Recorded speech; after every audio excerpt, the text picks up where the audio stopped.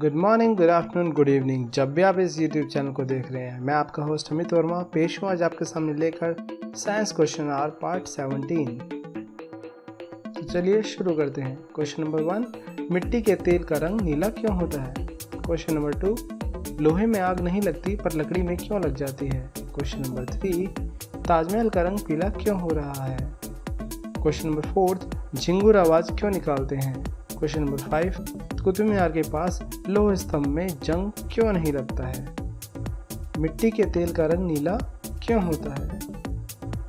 मिट्टी का तेल, जिसे अब से लगभग 15 से 20 वर्ष पहले काफ़ी प्रयोग में लाया जाता था, जो कि आप 90 के दशक की मूवी में घासलेट के नाम से देख सकते हैं। मिट्टी का तेल जो पेट्रोल के खनन के दौरान निकलता है, इसको दो रंगों में देखा जाता है, एक नीला और दूसरा सफ़ेद, पानी जैसा रंग। वास्तविकता में मिट्टी का तेल सफ़ेद या रंगहीन होता है, जिसको बाद में नीला किया जाता है। नीले रंग के मिट्टी का तेल जो आम लोगों को सरकारी राशन बांटने वालों की दुकान पर मिलता है, और सफ़ेद रंग के मिट्टी का तेल व्यावसायिक काम में लिया जाता है।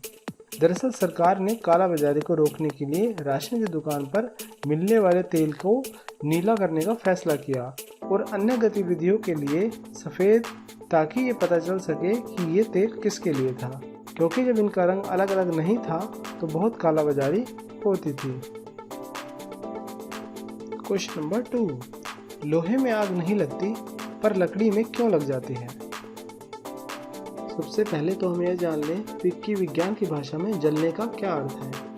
विज्ञान कहता है कि ऑक्सीजन के साथ किसी तत्व या पदार्थ की होने वाली प्रतिक्रिया को जलना कहते हैं। विज्ञान की शब्दावली में इसे ऑक्सीकरण या ऑक्सीडेशन कहा जाता है। अपने रोजमर्रा के अवलोकनों के आधार पर हम चीज़ों को जलता हुआ तब मानते हैं जब इनसे लौ या लपट निकलते हुए देखते हैं, लेकिन आणविक स्तर पर यह सही नहीं है।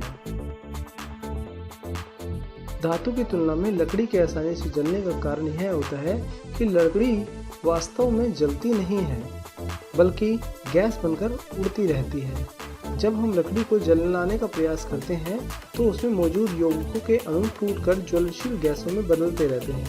ये गैसें हवा में मिलकर जलने लगती है। लकड़ी तब तक गैसों में बदलती रहती है जब तक ये सुलगती है, जलती रहती है, और गैसों के निकलते रहने के कारण इसमें लगी आग बुझ नहीं पाती। धातु इस प्रकार से अणुओं में नहीं टूटती और उन्हें वाष्पीभूत होने के लिए बहुत अधिक ऊंचा तापमान लगता है, इसलिए उसमें सामान्यतः आग नहीं लगती। यदि धातुओं को जलने के लिए आदर्श परिस्थितियां मिल जाएं, तो उन्हें जलता देखना कोई अच्छा विचार नहीं है, क्योंकि उनमें लगी आग खुद खतरनाक होती है। ताजमहल का रंग पीला क्यों हो रहा है?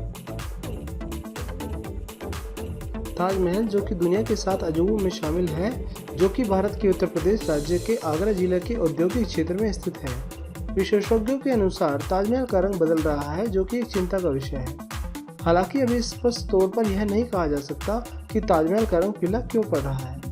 इसमें कुछ जांचकर्ताओं का कहना है कि वाहनों के प्रदूषण से हवा में सल्फर डाइऑक्साइड का उत्सर्जन बढ़ रहा है, जिसके कारण अम्लीय वर्षा होती है, जो कि संगमरमर के साथ अभिक्रिया करके इसके रंग में परिवर्तन कर देता है। लेकिन कुछ इसे फैक्ट्री से निकलने वाले कचरे या कूड़े के जलाने पर निकलने वाले धुएं का परिणाम बताते हैं। इसका कारण यमुना नदी का प्रदूषण भी है, जो कि साल भर शहर की गंदगी को ढोती रहती है। बहरहाल, केंद्रीय प्रदूषण नियंत्रण बोर्ड ने इस जांच का जिम्मा साल 2018 में कानपुर IIT को सौंपा था, जिसमें IIT के टीम ने सभी तरह की चल रही जांच की पड़ताल की और डाटा को एकत्रित करके केंद्रीय प्रदूषण नियंत्रण बोर्ड को सौंप दिया है। झिंगुर आवाज क्यों निकालते हैं? झिंगुर की आवाज क्रिकेट चिरपिंग रात को सभी ने सुनी होगी। ये कुछ पायल के छनकने जैसी आवाज निकालते हैं। ये आवाज परेशान कर देती है, कभी कभी डरा भी देती है। आइए जानते हैं इसका क्या कारण है। झिंगुर एक कीट है। ये रात में झीं की आवाज़ निकालने के लिए जाना जाता है। जब नर झिंगुर अपने पैरों को आपस में तेजी से रगड़ते हैं तो झीं की आवाज़ निकलती है, जिससे मादा झिंगुर आकर्षित होती है तथा कमजोर नर डर के भाग जाते हैं। काले रंग के झींगुर मैदानी होते हैं जो कभी कभी घास घर में घुस आते हैं। घरेलू झींगर ब्राउन कलर का होता है। ये लगभग 6 से 8 सप्ताह तक जीते हैं। इन्हें कहीं कहीं मछली के चारे के रूप में काम में लाया जाता है। कुछ देशों में तो इसे खाया भी जाता है। झींगुर कीड़े, पत्ते, कागज, कपड़े आदि खाते हैं। 1-2 हो तो खास दिक्कत नहीं होती, लेकिन अधिक संख्या में होने पर ये आपके रेशमी कपड़े, ऊनी कपड़े, कागज और फर्नीचर आदि को नुकसान पहुंचा सकते हैं। अतः इनसे बचना और झींगुर को घर से भगाना जरूरी हो जाता है।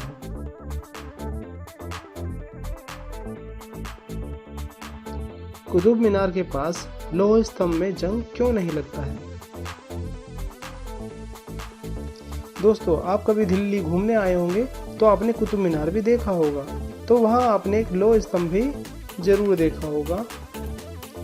लौह स्तंभ, जिसे विष्णु स्तंभ भी कहा जाता है, करीब 1600 साल पुराना है और प्राचीन भारत के लौह निर्माण तकनीक का एक उत्कृष्ट नमूना है। ये आज के वैज्ञानिकों के लिए भी कौतूहल का विषय बना हुआ है। लोहे के टुकड़ों को इस प्रकार जोड़ना, लोहे के टुकड़ों को उस समय इस प्रकार जोड़ना कि कोई जोड़ दिखाई ना दे और इसके इतने वर्षों तक खुले में रहने के बावजूद भी जंग न लगना आश्चर्यजनक है। IIT खड़गपुर के एक वैज्ञानिक शोध में पाया गया है कि इस स्तंभ में सतह पर लोहे, ऑक्सीजन और हाइड्रोजन की एक पतली परत चढ़ी है जो इसे जंग लगने से बचाती है। एक और कारण जो इसे जंग लगने से बचाती है वह है इसके लोहे में ज़्यादा फास्फोरस की मात्रा। आज इस्तेमाल होने वाले लोहे में फास्फोरस लगभग 0.05% होता है, जबकि लौह स्तंभ में फास्फोरस की मात्रा 0.1% है।